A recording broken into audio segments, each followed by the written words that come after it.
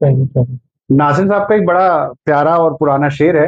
नासिर साहब कह रहे हैं कि वक्त अच्छा भी आएगा नासिर, गम न कर जिंदगी पड़ी है अभी।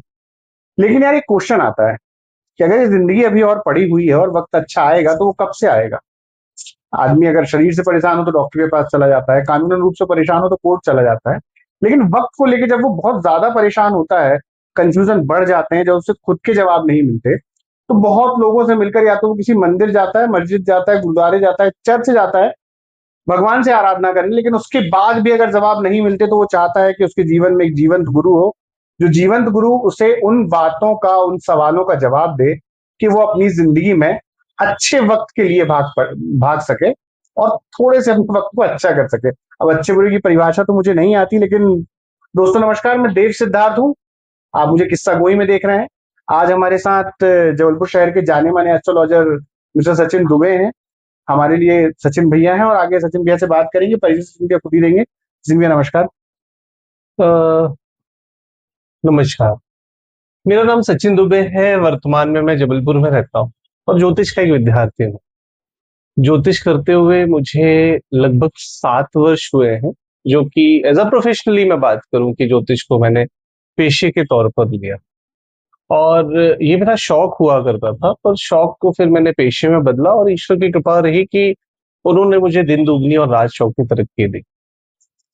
इस काम को लेकर के मेरे गुरु ने मुझे एक बात कही थी कि गिरे हुए को उठाना, उससे ये नहीं पूछना कि क्यों गिरा। मतलब ये हुआ कि मेरा पहला मोटिव था कि जिसके पास कुछ नहीं है वो कुछ चीजों को प्राप्त कर सके, वो हासिल कर सके, वो अपने जीवन में उन्नति कर पाए, वो अपने जीवन में तरक्की कर पाए। उसके बाद आप उससे कुछ प्राप्त करने का प्रयास करें या प्राप्त करें। इसके बाद अगर मैं बात कहूं तो कुछ वर्ष होने के बाद मैंने अनुभव किया कि कुछ लोगों के जीवन में बहुत सारी चीजें बदली, कुछ लोगों के जीवन में कुछ भी नहीं बदला। ना बदलने का कारण जब मैंने एनालाइज किया तो पता चला कि उन लोगों ने किसी भी तरह से कुछ भी करके उपाय लगातार नहीं किए, पहली चीज। दूसरी चीज जो मैंने एनालाइज करी कि उन्होंने मुझसे पूछा तो, पर उसके एवज में मैंने उनसे कहा कि मुझे फीस मत दीजिए, परंतु किसी बच्चे की सहायता कर दीजिए, किसी व्यक्ति को कुछ दे दीजिए। वो भी नहीं कर पाए। और जब वो 3 वर्ष 4 वर्ष के बाद मेरे पास आए तो वैसे के वैसे थे। अब यहाँ रुकते हैं। यहाँ पर इसके बाद हुआ ये कि जिन्होंने मुझे फीस दी उनके जीवन में बहुत कुछ बदला। उन्होंने तरक्की करी, उन्नति करी, जॉब लगी, शादी हुई, घर बना, ट्रांसफर्स हुए। पर जिन्होंने फीस नहीं दी थी उनके जीवन में कुछ भी नहीं बदला, क्योंकि उन्होंने उपाय भी नहीं करे और उसके एवज में कुछ दिया ही नहीं। एक्चुअली क्या होता है, कुंडली में 12 खाने होते हैं। उन 12 खानों में एक सबसे इंपॉर्टेंट प्लैनेट होता है बृहस्पति। बृहस्पति 2, 5 और 11 भाव का कारक ग्रह है। जब दूसरा भाव है वाणी का, कुटुंब का, धन के जुड़ने का। और अगर मैं देखूं तो एकादश से वो चतुर्थ भाव है, तो वो आपके बड़े भाई के सुख का भी भाव है, आपकी बड़ी बहन के सुख का भाव है। अब 5वें खाने की बात करूं तो वो उत्पत्ति का भाव है, किसी चीज के सृजन का भाव है, किसी चीज के जनरेशन का भाव है, जनरेट होने का भाव है। नहीं, अपन विद्या बुद्धि। कुंडली कुंडली पे अपन पहुंचेंगे, लेकिन मुझे पहले ये बताना और जानना है कि ज्योतिष शुरू कैसे हुआ।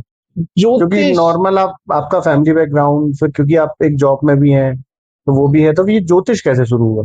देखिए, एक बात समझिए, ज्योतिष शुरू करने का मोटिव ये था कि बाय अनफॉर्चुनेटली 2016 में कुछ ऐसे सर्कमस्टेंसेस बने, मेरी जॉब नहीं रही और वो चली गई।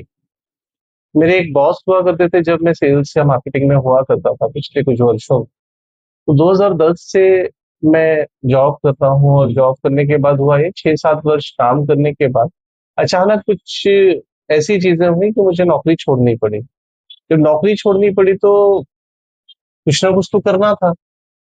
तो करने के लिए पैसा कमाना इंपॉर्टेंट नहीं था, इंपॉर्टेंट था लोगों के लिए कुछ करना, सोसाइटी के लिए कुछ करना, समाज के लिए कुछ करना, जिनको हम जानते हैं उनके लिए कुछ करना। तो जीवन में बहुत सफर कर रहे हैं, उनके लिए कुछ करना।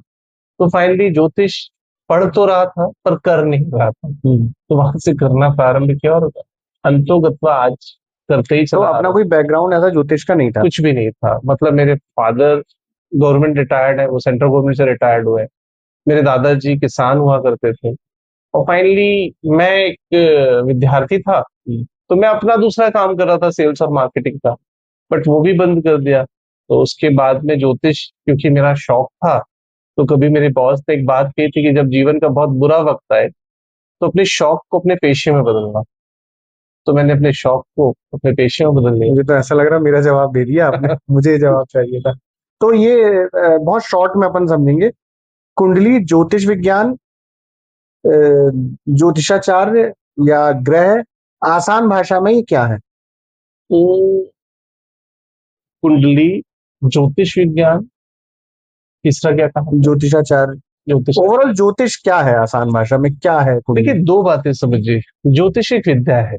जी। विद्या का मतलब शिक्षा से नहीं कि आप प्रोफेशनल एजुकेशन करते हैं, पर्सनल एजुकेशन करते हैं। ज्योतिष जो है वो थर्ड एजुकेशन में आती है। थर्ड एजुकेशन मतलब कुंडली का आठवां खाना। आठवां खाना मतलब जो गुप्त है, छुपा हुआ है, जो हाइड है। सभी को आप देखेंगे तो सभी लोग ज्योतिषी नहीं बन पाते। ठीक है, तो दो बातें समझिए यहाँ पे। एक है ज्योतिषी और एक है ज्योतिष। ज्योतिष को हम बोलते हैं जो ज्योति, मतलब ज्योति दिखाने का रास्ता, या ज्योति दिखाने का एक विषय है कि किसी व्यक्ति को अंधकार से प्रकाश की ओर लेकर जा रहे हैं। राइट। ठीक है, ज्योतिष। मतलब ज्योतिष। बहुत बढ़िया। तो यहाँ पर ज्योतिषाचार्य की अगर मैं बात करूं, तो जो लोग इस पेशे में धन कमाने के लिए आए, ये विद्या उनके लिए नहीं है। ये सिर्फ सेवा कार्य के लिए है। सेवा कार्य का मतलब यह है कि व्यक्ति को ईश्वर ने अपने बाद एकाध, मतलब पहला नुमाइंदा बनाया है या रिप्रेजेंटेटिव बनाया है, जो समाज की, राष्ट्र की या लोगों की किसी भी तरह से सहायता कर सके। और ज्योतिष आपके जीवन में क्या घट सकता है इसका आकलन करता है। ज्योतिष सब कुछ नहीं है, जी। पर कुछ है। कुछ और है या बहुत कुछ है? देखिए, मैं आपको कहूंगा कुछ है, बहुत कुछ तो नहीं कहूंगा। क्यों नहीं कहूंगा? क्योंकि ईश्वर से बड़ा कुछ भी नहीं है यहाँ पर। क्योंकि मैंने से बहुत से हाथ, बहुत सी कुंडलियां देखी हैं। इन कुंडलियों को देखने के बाद मुझे एक ही अनुमान किया, एक ही अनुभव हुआ कि बहुत सारे लोगों के हाथ में इतनी बुरी बुरी लाइंस थी जिससे लगता था कि अब तो ये कुछ नहीं करेगा, पर आज वो बहुत कुछ कर रहे हैं और जीवन में बहुत समृद्ध है, सशक्त है और सफल भी है। इसके बाद में ऐसी बहुत सी कुंडलियां देखी जिसमें लग रहा था ये बहुत कुछ करेगा, पर आज कुछ भी नहीं। ठीक है, तो ज्योतिष कुछ है, सब कुछ नहीं है। जो लोग ये मानकर चलते हैं कि ज्योतिष सब कुछ है, अगर सब कुछ होता तो बहुत सारी ऐसी गणनाएं हैं, बहुत सारे ऐसे आकलन हैं, बहुत सारी ऐसी चीजें हैं जो प्रत्यक्ष रूप से आपके सामने होती।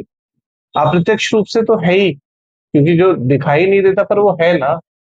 पर ज्योतिष है, पर मैं सब कुछ ज्योतिष को नहीं। तो आपका प्रारब्ध आपके साथ होता है, जिसमें भाग्य के बल पे आप बहुत कुछ प्राप्त कर पाते हैं। और जब जीवन में कुछ अच्छा होने वाला होता है तो किसी एक सही व्यक्ति तक आप पहुंच जाते हैं। और मेरे पास ही लोग आते हैं और वो बोलते हैं कि भैया आपसे मिलने के बाद जीवन में ये बदल गया, वो हो गया, शादी हो गई, घर हो गया, नौकरी लग गई। पर मैं आपको एक स्पष्ट और सरल शब्दों में एक जवाब दूंगा, और वो बहुत अच्छा है सिद्धार्थ भैया, कि जब उनके जीवन में कुछ बदलाव होने वाला होता तब वो मुझसे मिलते हैं। मुझसे मिलने के बाद जीवन में बदलाव नहीं होता। राइट। और उसका क्रेडिट बाय डिफॉल्ट या लकीली मुझे ईश्वर दे देते हैं। कहीं कुछ ऐसा ईश्वर ने देखा होगा मुझ में, और उसके बाद मुझे प्राप्त होता है। मैं बहुत सहृदय ईश्वर को धन्यवाद देता हूँ जिसकी वजह से वो चीज मुझे प्राप्त होती है। और मैं उसका क्रेडिट हमेशा ईश्वर को ही देता हूँ। ना मैंने खुद कभी लिया, ना मैं कभी लूंगा। जी। तो यहाँ से ज्योतिष अपना शुरू हुआ जब, मतलब लाइफ में आपका बहुत बड़ा मैसेज भी है यार, आप लोग रखिएगा अपने पास, कि जब आपका बहुत बुरा वक्त आए तब आप उस काम को करिए जो आपका पैशन है। तो यहाँ से अपन ने कुंडलियां देखनी शुरू की। कुंडली में कितने घर होते हैं, वो कैसे काम करते हैं, कुंडली एक्चुअल में क्या होती है? देखिए, जो ज्योतिष है, हम इसे अकल्ट, एक लैंग्वेज जिसको हम वेस्टर्न लैंग्वेज में बोले तो अकल्ट साइंस है ना। अब ये एक ऐसा विज्ञान है जो कि 9 ग्रह, 12 भाव, 27 नक्षत्रों से मिलकर बना है। वर्तमान परिवेश में अगर देखा जाए तो यही 9 ग्रह, 12 भाव, 27 नक्षत्र आपके जीवन की घटना, आपके जीवन में जो हो चुका है वो, तो भूत, भविष्य और वर्तमान को निर्धारित करते हैं। इसके पहले आपकी सोच, आपका व्यक्तित्व, आपका आचरण, आपका व्यवहार, अगर हम देखें तो ये पूरी चीजें ज्योतिष से ही निर्धारित होती है। अच्छा। ठीक है। अब बात करें तो आपका जो सवाल था वो ये था कि ज्योतिष क्या है, क्या ये कितने ग्रहों से मिलकर, या कुंडली क्या है। तो इसको समझिए, ये सिर्फ व्यक्ति के व्यक्तित्व का आकलन करने का एक छोटा सा माध्यम है, और उससे ज्यादा कुछ भी नहीं। ठीक है, क्योंकि बहुत समय पहले की बात है, जो एक कहीं कथा या कहानी आती है। महर्षि नारद भगवान शिव के पास आते हैं और ऐसा कहते हैं कि प्रभु, एक ऋषि है, उन्होंने इस ग्रंथ को लिखा है, ग्रंथ जो ज्योतिष था, और उसमें मनुष्य के भूत, भविष्य और वर्तमान की काल गणनाएं हैं, मतलब उनके समय की गणनाएं, और वह वर्तमान में क्या कर रहा है इसका भी आकलन उसमें है।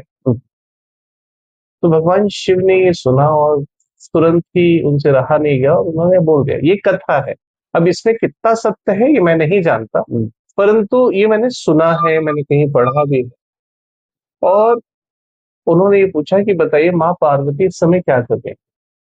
तो महर्षि नारद, जो कि एक बहुत अच्छे ज्योतिष के विद्यार्थी, मतलब विद्वान व्यक्ति थे और ज्ञाता थे, उन्होंने बोला, महर्षि नारद ने, कि माँ स्नान करके अभी बाहर आई है, उनके शरीर पर एक वस्त्र है जिससे पूरा शरीर लिपटा हुआ है, और उस वस्त्र से उन्होंने पूरे शरीर को ढक रखा है। और जैसे माँ पार्वती भगवान शिव के करीब आई और उन्होंने ये बता दिया कि एक ऐसा सा ग्रंथ है जिसमें मनुष्य के भूत, भविष्य और वर्तमान की काल गणनाएं, वह क्या कर रहा है, किस अवस्था पर है, ये सब देखा जा सकता है। तो माँ उस पर थोड़ी सी क्रोधित हो गई। क्रोधित होने के बाद ये हुआ कि जैसे आपकी बिल्डिंग पूरी कंस्ट्रक्ट हो गई है और अचानक से कॉर्पोरेशन या कोई कोर्ट या जुडिशरी उस पर स्टे लगा दे, और वो हमेशा स्टे है, तो आपका लगाया हुआ वक्त, धन सब बर्बाद होता है।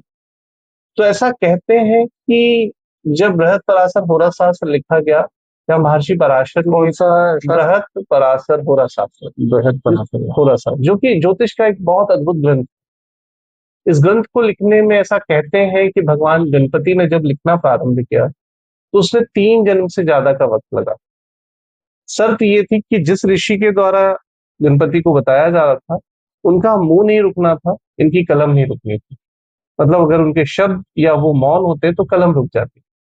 तो वो लिखना प्रारंभ किया, और लिखने लिखते लिखते 3 जन्म लग गए, तब वो ग्रंथ जाके लगभग कंप्लीट हुआ। और उसके बाद महर्षि नारद तक ये चीज पहुंची और उन्होंने भगवान शिव को बताया, जैसा मैंने पीछे बात।